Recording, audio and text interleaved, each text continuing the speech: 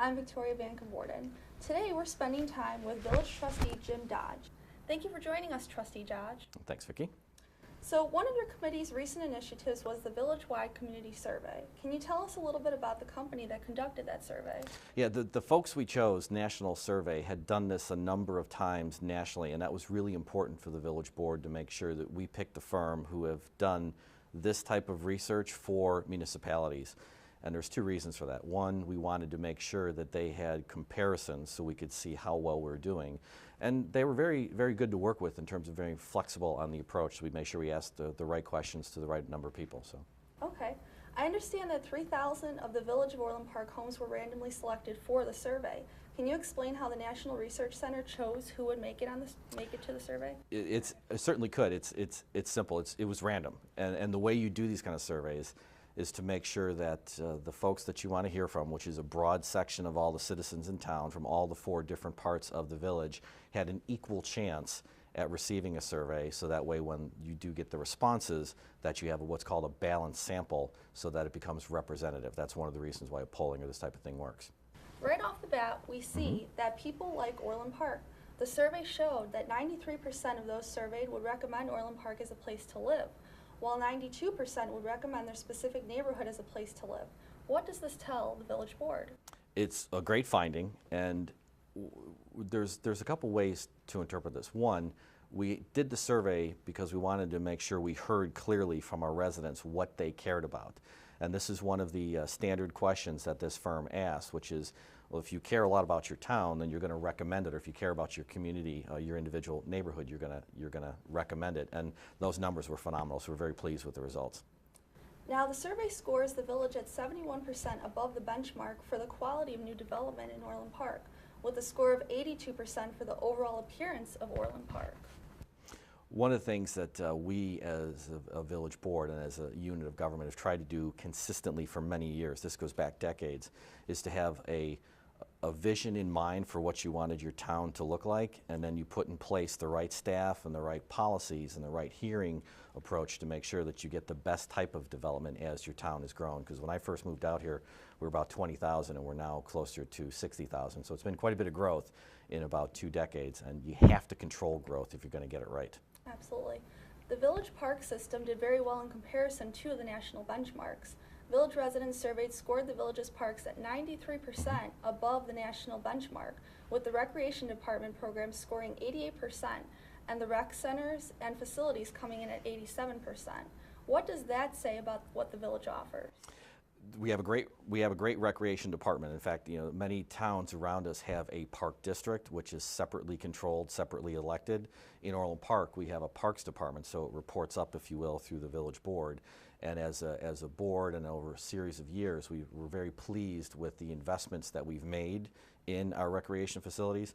I remember it was not too long ago we had some consultants come in and say you could cut your costs if you got rid of some of the parks, and we said thank you, no, we like our parks, and it's a point of pride for Orland that we have the ability to do so many physical parks themselves, but have great facilities like Centennial, Humphrey, and then obviously the recreation center. So we're very pleased that our folks in Orland Park also are happy with the offerings, and that's one of the things that we try to do a great deal of, which is stay in touch with our customers so we hear what they care about and then go ahead and give them what they're asking for. Now, communication is a key component of your village board committee, Trustee Dodge. In the survey, 93% said that the village newsletter is residents' primary means of communication from the village, and it was your village committee that recently brought the printed newsletter back. Can you tell us more about that? Absolutely. When the economic storm hit and everybody had to dial back their expenditures, we looked very closely at everything, and one of the things that we thought at the time was, as we pursued green initiatives and to save some money, we thought we would pull back the Orland Park Public. We found out how many people care about the Orland Park Public, and one of the reasons we asked that question is I'm in this business. I work for Nielsen for my job, and we know how much media is proliferating. Some folks like newspapers, some like printed copy, some like digital in terms of internet or on mobile devices. And we asked that question specifically to make sure we knew how our customers wanted to have the village communicate with them. And then we're trying to get it to a place where it becomes a two-way channel of communication between our residents and the village board. So we're excited about that finding. Definitely. While a majority of the survey gave the village and its many services high scores, there were some areas of concern that residents mentioned, and I'd like to touch upon a few of these now. Economic development and jobs is an area that was mentioned. Tell us more about the village's plans to address this issue. A couple of different things we have going on. We're deeply sensitive to this as an issue because we saw it across the board in all the areas of Orland.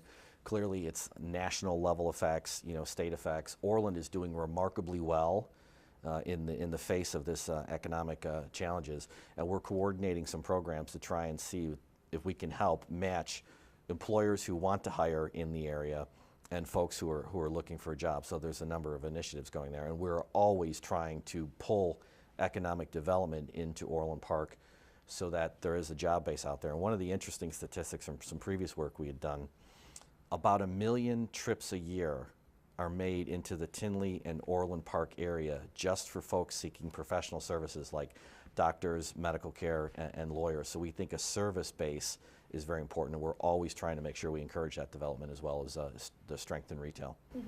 One of the other areas of concern was taxes and government efficiency. 7 of the 10 respondents thought highly of the services provided by the village, yet only 55% positively rated the value of services for taxes paid. What do you think this means? I think it says a couple different things, like most taxpayers, and I'm one of them too, which is, sometimes you don't necessarily see the value from many levels of government. Most of the folks I talk to appreciate the relationship between what they pay to Orland, which is only about 8 cents out of every tax dollar that they pay goes to Orland Park. The majority of our revenue comes from the sales tax. So we interpret this as people are generally upset with the high level of taxes in the state of Illinois and with everything going on in Washington as well. So it has an impact here, and we're very, very mindful of how local property taxes are impacting families' finances. We know this is a topic of conversation around the kitchen table, and we work exceedingly hard to make sure that we spend money very efficiently in Orland Park. So we're proud of that, and I think it tells us that this was a top-of-mind question. So if you're in a position like the village board and you ask people what they're thinking about, they're going to tell you, and that's precisely why we did this, because we cared. We want to hear what they're saying, and they're definitely concerned about taxes and the economy. Now, people around the country mention personal safety and crime as local government concern. How does the village board address this? We're very pleased with how we stack up versus other communities on I think they're called reference crimes. They're the kind of statistics that the federal and state governments keep track of. So if you look at Orland's safety, we're one of the safest communities around because we have a great police department, we have a great chief of police, and so we, the village board, make sure that we maintain the strength of that force, and we're always looking for new policing technologies. We're always looking to expand the efficiency of our police department, and quite frankly, and stay engaged with our residents, because a lot of this is about prevention, and it's the police department and our citizens working together to make sure we stay in front of this. So we're fairly pleased with those results as well.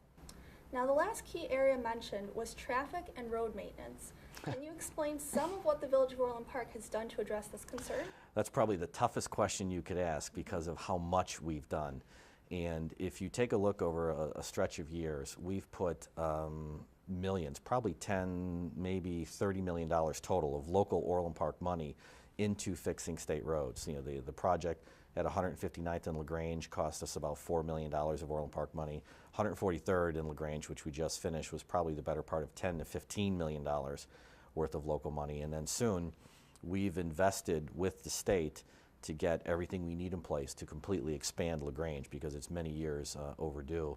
And then one of the steady things that's not such a glamorous topic is the fact that every year we spend about $2 million rebuilding and improving and repaving local neighborhood streets, and we've maintained that project for many, many years, even through some of the times where we had to dial back our expenses, excuse me.